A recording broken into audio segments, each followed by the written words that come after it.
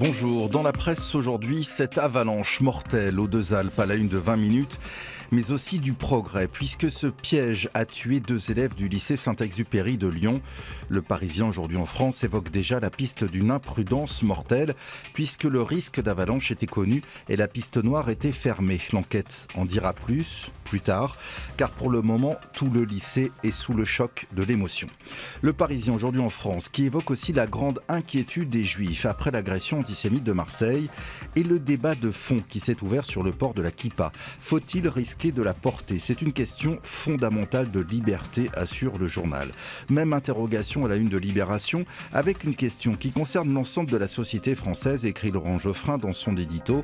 Comment tolérer que 70 ans après la fin de la guerre, des Juifs soient obligés de se cacher ? L'incroyable régression induite par le terrorisme islamiste, dit-il, a quelque chose de glaçant.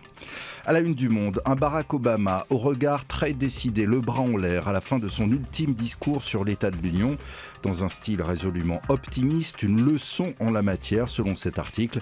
Le président a préféré projeter son pays dans l'avenir plutôt que dresser le bilan de ces 7 années passées à la Maison-Blanche. Le Figaro fait également le choix de l'actualité internationale avec les 5 ans des printemps arabes. Un désastre, selon le quotidien, qui évoque des rêves évanouis de démocratie.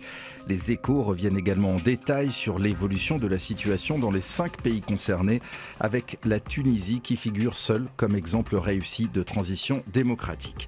À lire aussi dans l'Humanité un appel pour relaxer les salariés de Goodyear, condamnés à de la prison ferme pour avoir séquestré des cadres.